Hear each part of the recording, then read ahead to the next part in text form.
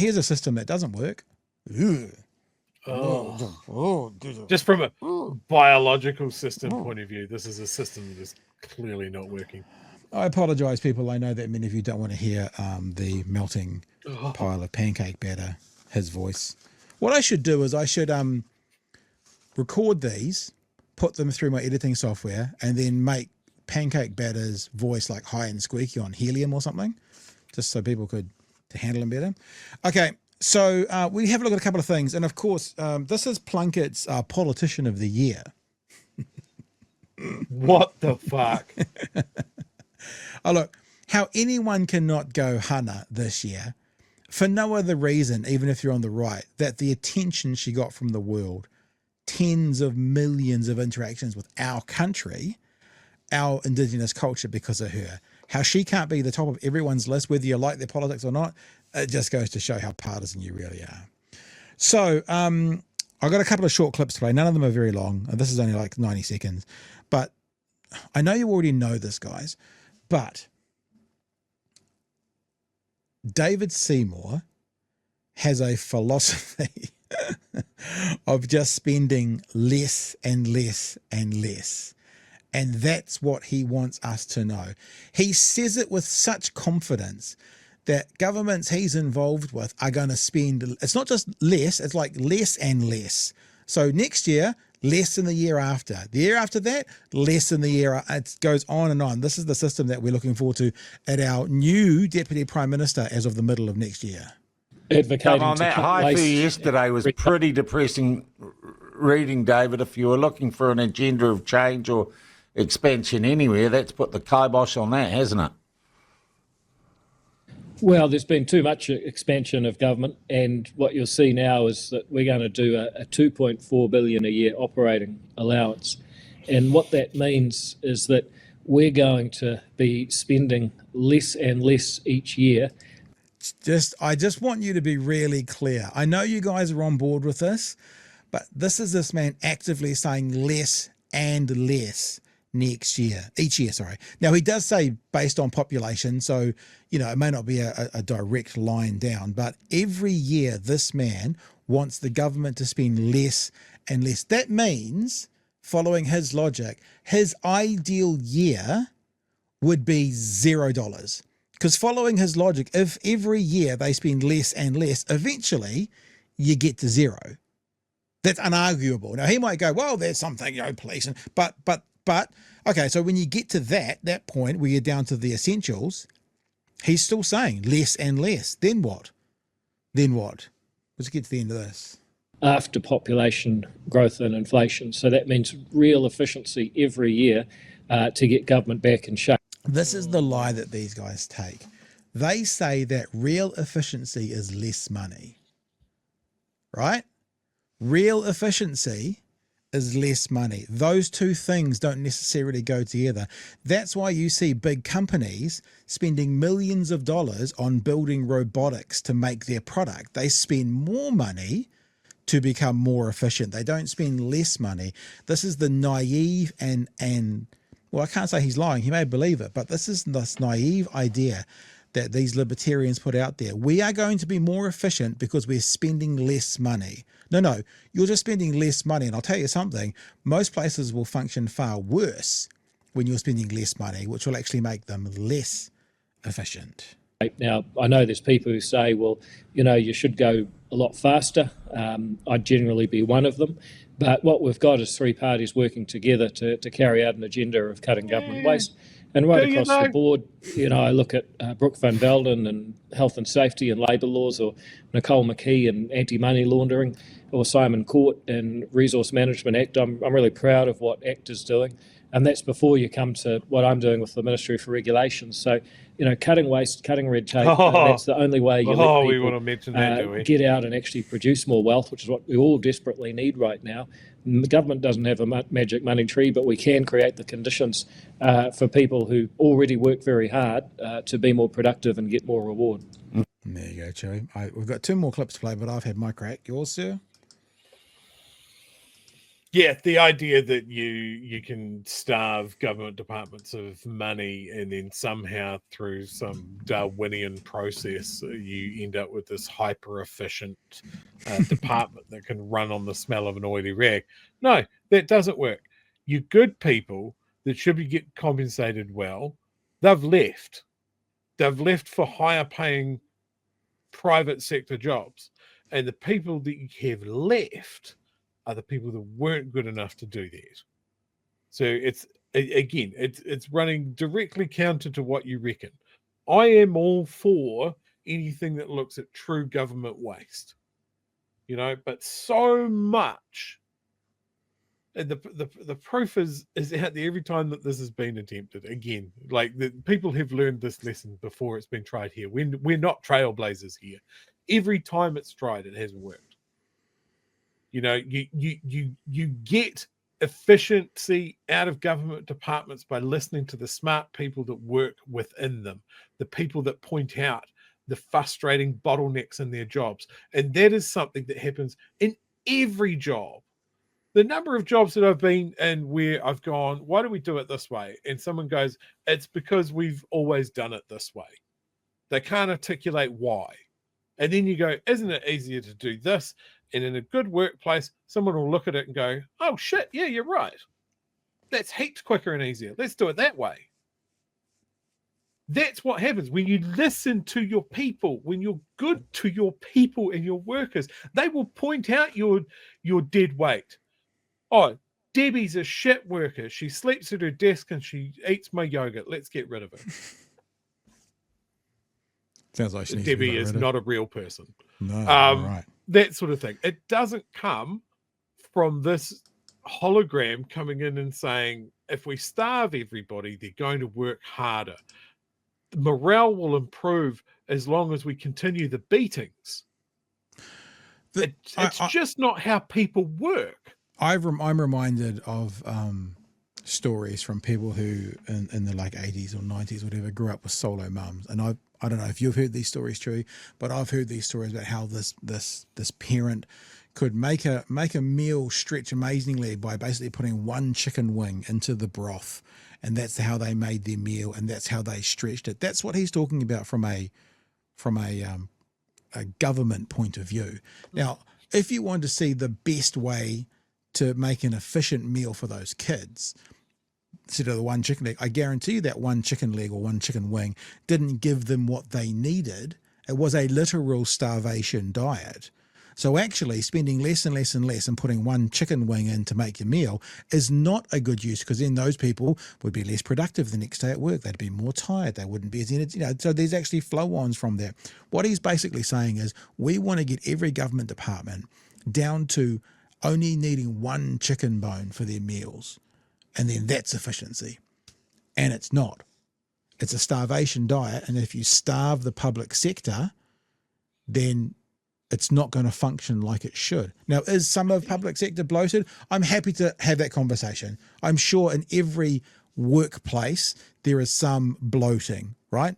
But probably the reality is, as per usual, it's somewhere in between what Labour would do and what National would do. The truth often lies in the middle between two opinions. These people think that there's 20% bloat across the entire public service sector. Yeah. That is mental. Yeah. Yeah. And like any job, pay and conditions keeps good people there. The good people have left or are about to leave. Let's have a look at the next part. And the next part is the bit where he talks about IRD criminals. Now, he says it in a way where he goes, criminal elements like IRD. So he does, I mean, I might not be a direct quote there, but you'll hear it. But also the thing that I'm fascinated more and more with those on the right is these are the guys that scream at the left and they talk culture wars, culture wars, culture wars. Like in America, they've just talked all about how, Carmela will trans your kids. And, the advert that they put out about Carmela's for they, them, Donald Trump's for you. And Kamala Harris, the only people who talked about that kind of stuff at the last election were the right. The left didn't talk about it at all. The left didn't invoke it. They didn't bring it up. They didn't talk about it. It's the right who do this. And this is a moment where Pancake Man actually goes off talking about how well Seymour's done by activating those culture war issues. When culture war issues aren't actually the issues that do all these things that the right say we need about crime and punishment and law and order and cost of living and and growing the economy. So the culture war issues don't address any of those. And the culture war issues the right say is what the left is all about, but they're the only ones who ever seem to be talking about it. And this is these two guys actually talking about it. Now seems to be very active and I think reflecting a certain public mood in regards to cultural changes in society. Yeah, cultural changes is the way he's wording it.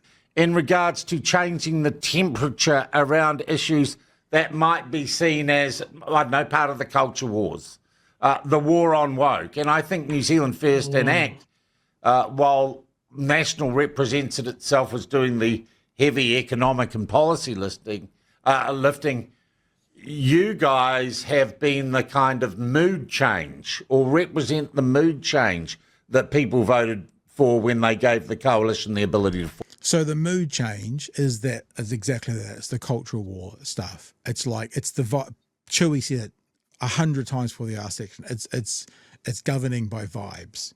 It's the vibes.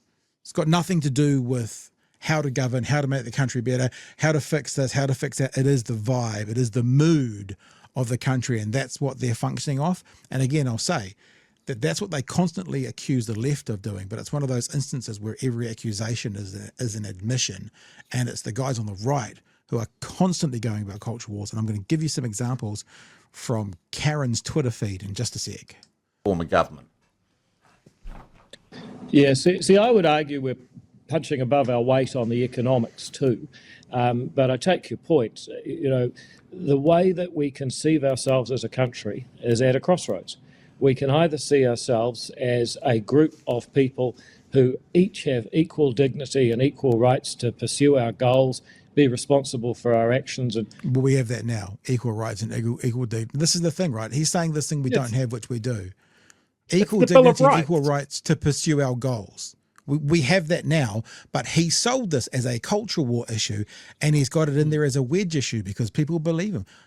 There is no one in New Zealand that doesn't have equal rights to pursue their own goals right now. That doesn't exist in the real world, just in Seymour's culture war.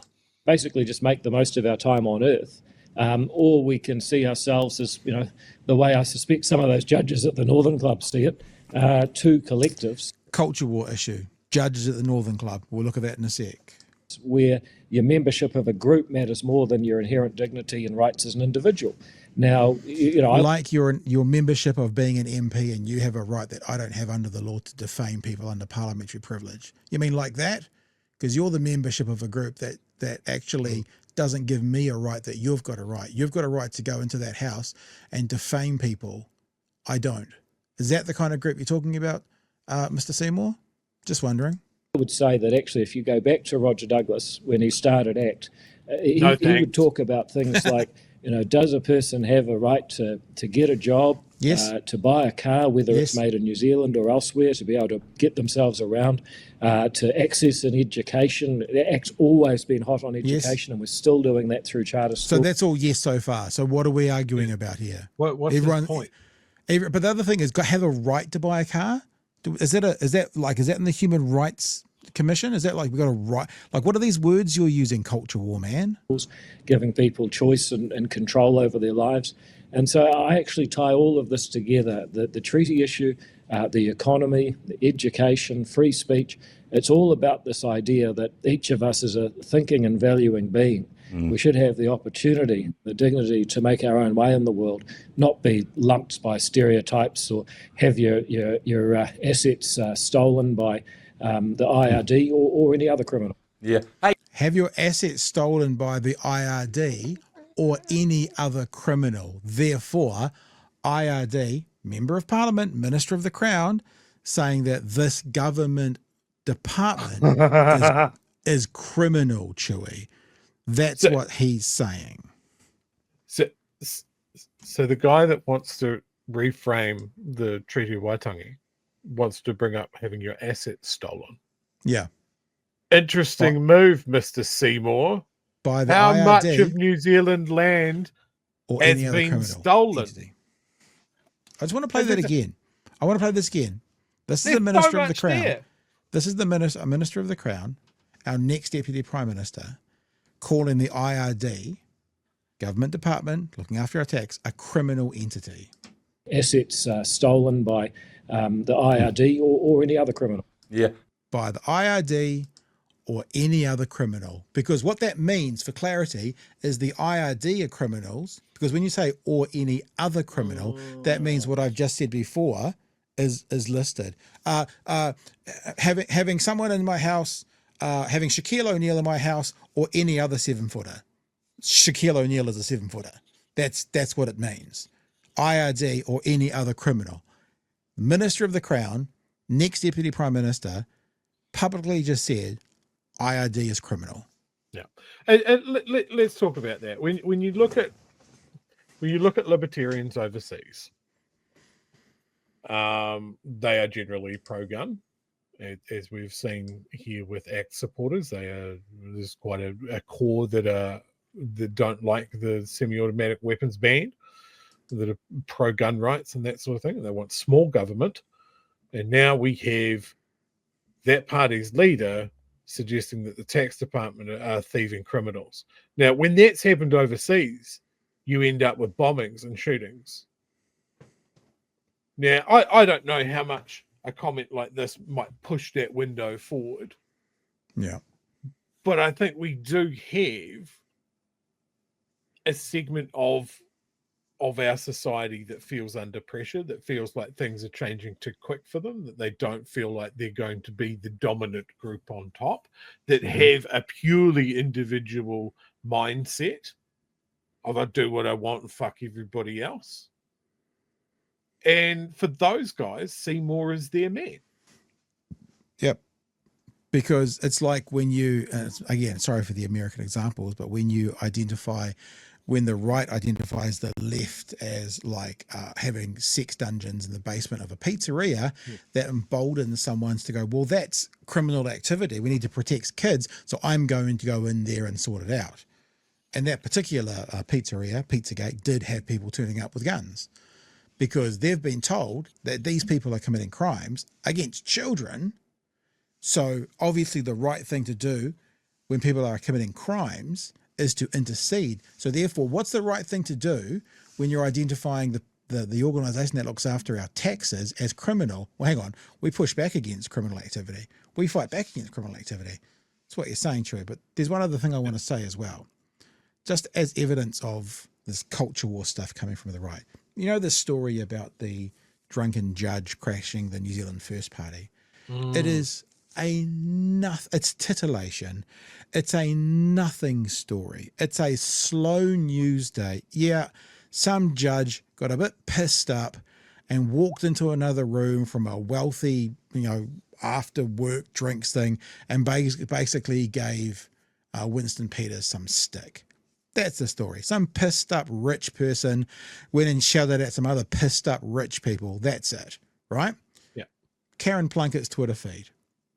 Unbelievable. Sean Plunket, drunk judge, crashes New Zealand First Party. The next story.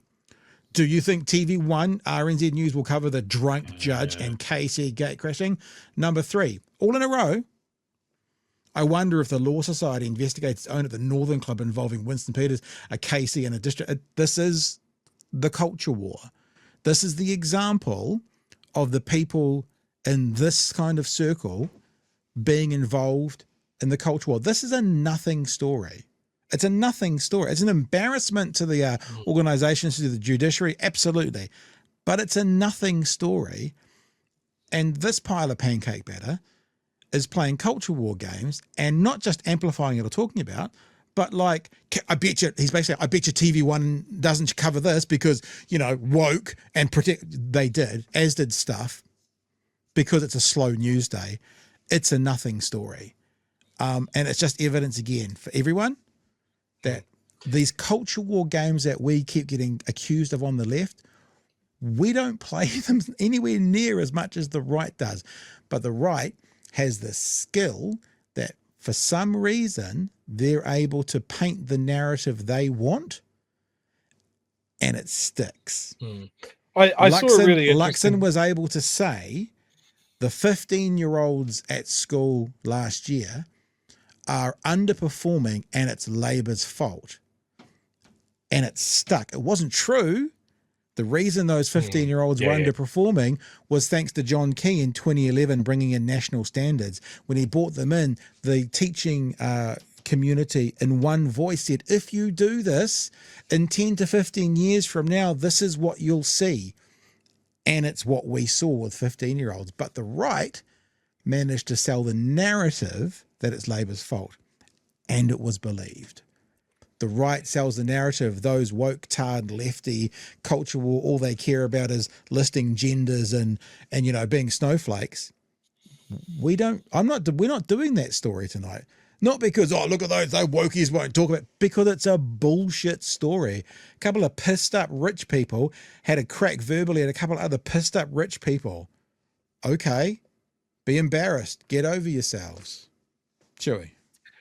I saw a really interesting piece talking about why the right seems to focus on these cultural war issues so much. Yeah. And with such intensity. And it was framed around the shooting of the health insurance CEO. And I thought it made some really interesting points. The reason that they focus on these things is, at face value, like there's people that just don't get trans issues, gay issues, pronouns, all of that sort of thing. They find it confusing. It's straight away there is an instant uptick where people go, yeah, I don't get it. But there doesn't bring that fear to it. The reason that they focus on these issues is because when you get into left-wing economics, more people are going to agree than disagree. We win. They can't debate in that space. Yeah. It's exactly what we were talking about when we were talking about the Greens tax plan with Chloe the other night. Yeah. Is like, unless you're that person that's pulling $150,000 a year, it's not going to affect you. You want to pay taxes, and that's fine as long as you seem to get good value for your taxes, and that could be, you know, less crime. That could be better hospitals. Your kids are at really nice schools and they're learning well. Like, if all of that stuff is going, then who really gives a shit how much tax you're paying? Yeah. That's why when you look at countries with high taxation, like as we always talk about the Scandinavian countries, with amazing schooling, low crime, high taxation, people can see the value in it. You get into that economic conversation from a left and a right point of view, everyone's going to agree. So we can't talk about that. We've got to talk about something else. These guys on the left, like, sometimes you can't even tell that they're guys. You know, they've got the blue hair and they're talking about the pronouns. It's all fucking confusing. And aren't they weird? That's what we're going to talk about. Because if we talk about the left-right break, we're not talking about the top and bottom break. Yeah. That's why these guys latch onto it. Do I think that Plunket is a fucking mastermind and he's trying to fight back against that entire system? No, I think he's an idiot in the declining years and the tatters of his career. And all he is doing is farming that rage for personal enrichment to make himself feel like he's in the middle of a movement. But it definitely benefits people 2 or 3, 4 stations above him. And I think he is in the middle of David Seymour. Absolutely. He is in the middle of a movement. It's just a bowel movement is where he pretty much sits with his stuff. You never see the bucket that's sitting under his gaming chair that he's got there. Let's have a look at the last clip, because I mean, if we're going to show David Seymour, look at that. There he is in the middle of that movement. Very pleased. We do have to at least, you know, hear what he got to say about the Treaty Principles Bill, and then just to wrap up this Merry Christmas to you all from little Oliver, Karen, Pancake Batter, Plunket. I want to show you something that nearly got me to finally quit Twitter. I'll do that next. About the treaty principles, you don't you like? Nothing. There's nothing there I like. Said the And Prime once Minister. people looked at the 3 planks of it, it's very hard, I think, for a reasonable person to find anything there that they shouldn't like. It's very hard for a reasonable person to find something they shouldn't like. This is the danger of David Seymour. You guys know this, but we still want to amplify it. He says things that sound reasonable, but it's the subtext and it's how those reasonable things get implemented that can be dangerous. Or support, right?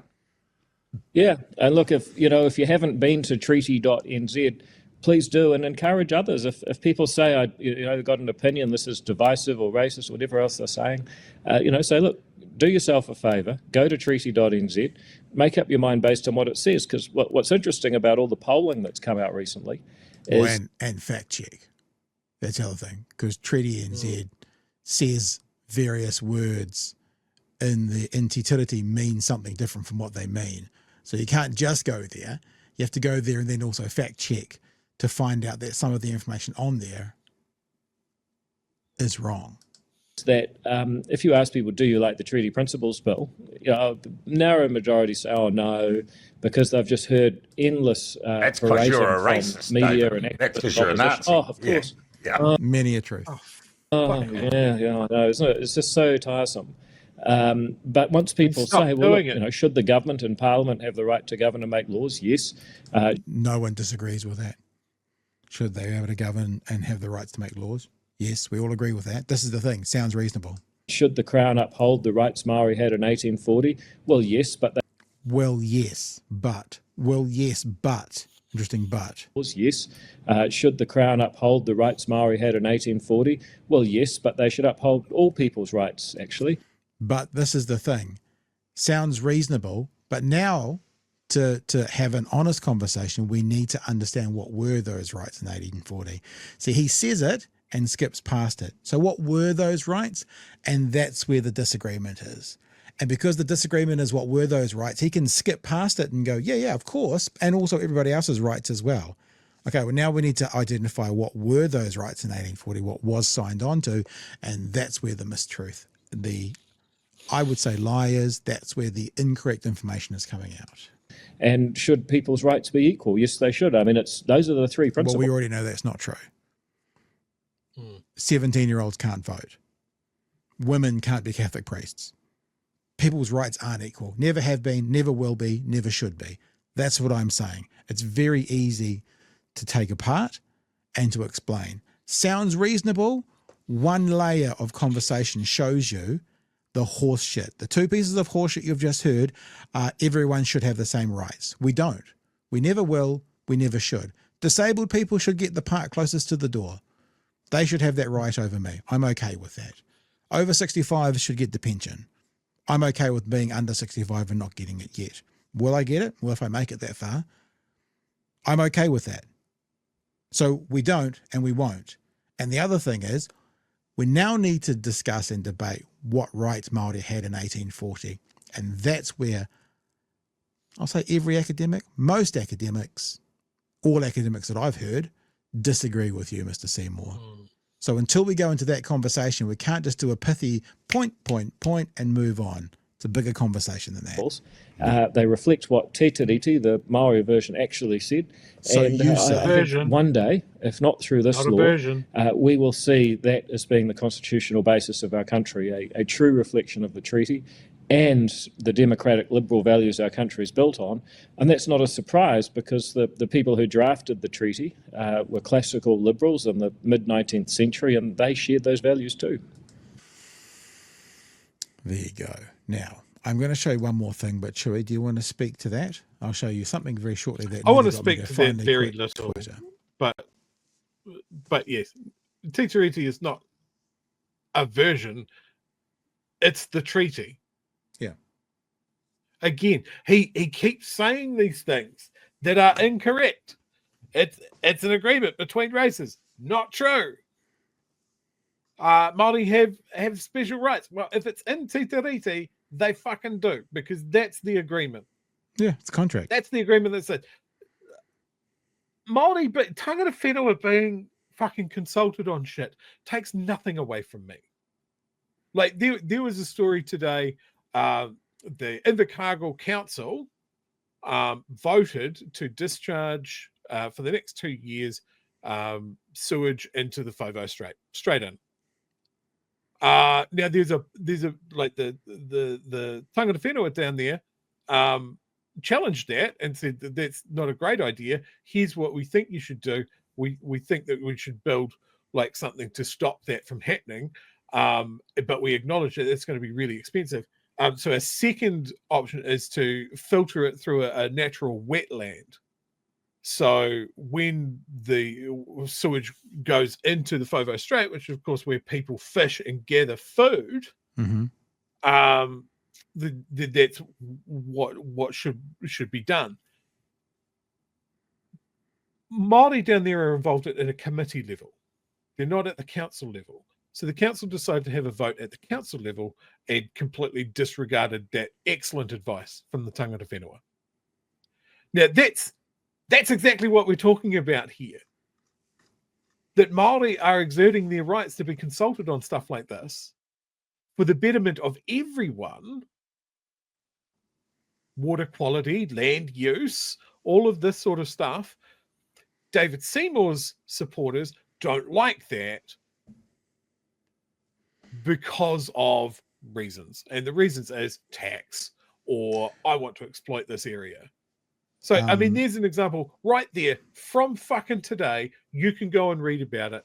This is why they want to keep shutting Māori out, because they inconvenience the old guard. Yep.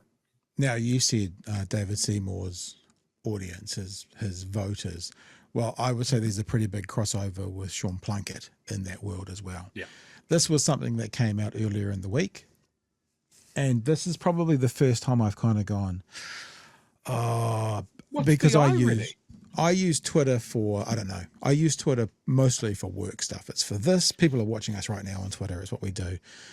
It would be nice to move on to Blue Sky permanently. I want to build my base over there, and I want Blue Sky to be more user-friendly when it comes to video before I move. But I saw this commentary after that conversation where Debbie Nardo Aaca, I won't say claims, because we've been hearing from the people who work there as well, the racist abuse she got at a petrol station. Sean Plunket, the irony here is palpable. Feel free to discuss this from 7 a.m. tomorrow on the platform. And the commentary in this is, you talked about David Seymour's fans.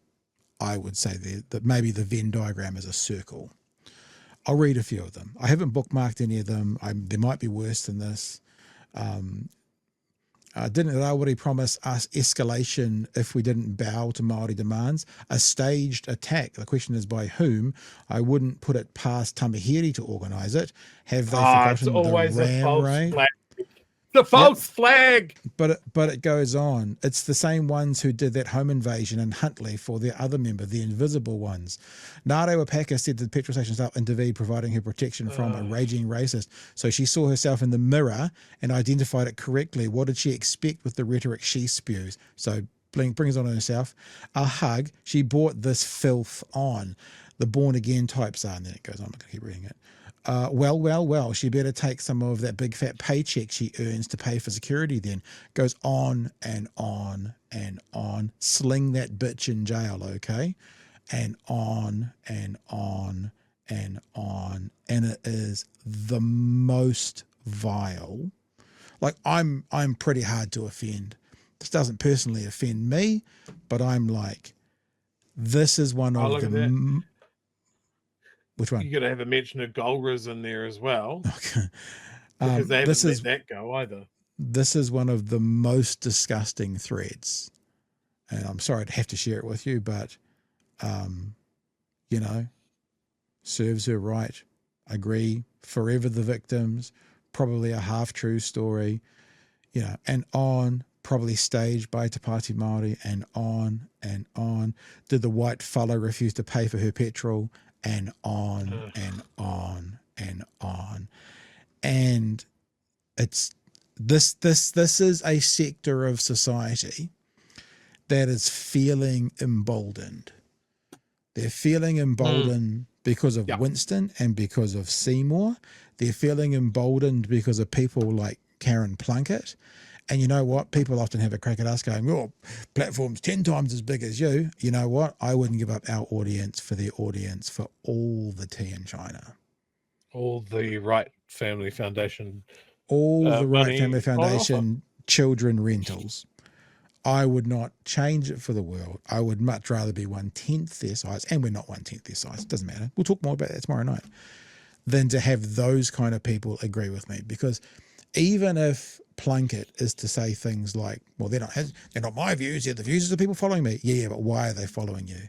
There's something those people see in you that makes them want to follow you. I judge Sean Plunket on his words and actions, and also the words of actions of the people that follow him.